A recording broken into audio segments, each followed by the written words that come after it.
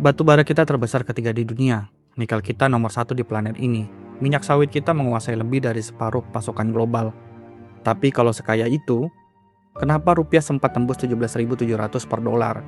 Kenapa APBN kita masih selalu terasa kurang? Jawabannya bukan karena uangnya tidak ada. Uangnya ada, tapi selama puluhan tahun uang itu tidak pernah benar-benar pulang ke Indonesia. Untuk menjawab masalah ini, Presiden Prabowo baru saja menerbitkan kebijakan yang belum pernah dicoba sebelumnya. Mulai September 2026, seluruh ekspor batubara, kelapa sawit, dan ferroalloys harus melewati satu pintu tunggal, BUMN yang ditunjuk negara. Untuk benar-benar menilai apakah ini langkah maju atau langkah mundur, kita perlu pahami dulu bagaimana uang itu bisa menghilang selama ini.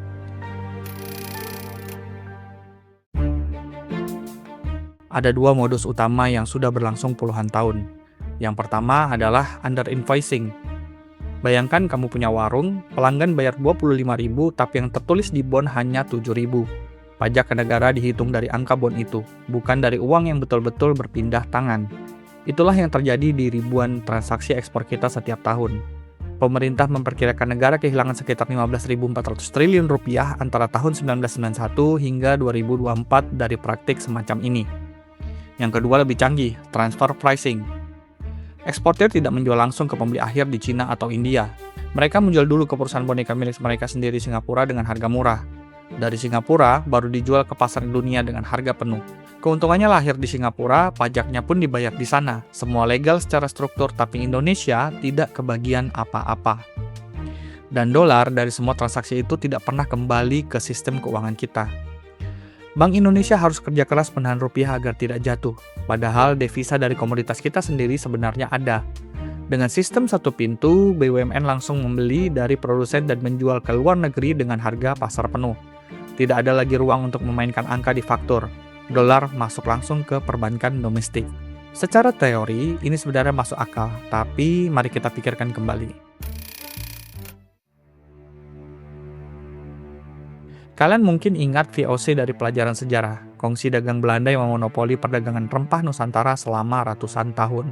Mereka satu-satunya yang boleh membeli dari petani, mereka satu-satunya yang boleh menjual ke pasar dunia. Surplus dari selisih harga itu tidak pernah kembali ke rakyat yang tanahnya dikeruk. Sekarang, coba bandingkan dengan struktur yang sedang dirancang ini.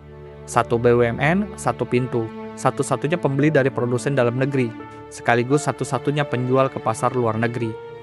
Dalam bahasa ekonomi, posisi seperti itu disebut monopsoni sekaligus monopoli. Ketika keduanya ada di tangan yang sama, kekuatan tawar ada sepenuhnya di satu tempat. Produsen tidak punya pilihan lain, petani sawit tidak punya pilihan lain, perusahaan tambang tidak punya pilihan lain.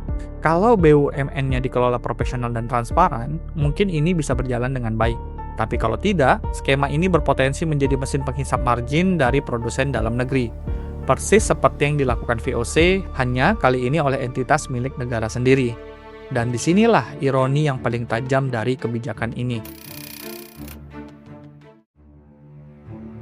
Kebocoran di sektor swasta relatif lebih mudah dikejar. Ada audit pajak, investigasi transfer pricing, tekanan dari pasar modal. Tapi kalau kebocoran itu justru terjadi di dalam tubuh BUMN yang memegang monopoli tunggal, mekanisme koreksinya jauh lebih lambat, jauh lebih gelap, dan jauh lebih sulit dijangkau oleh publik. Kita tidak sedang memperbaiki sistem, kita bisa jadi hanya mengganti pemainnya.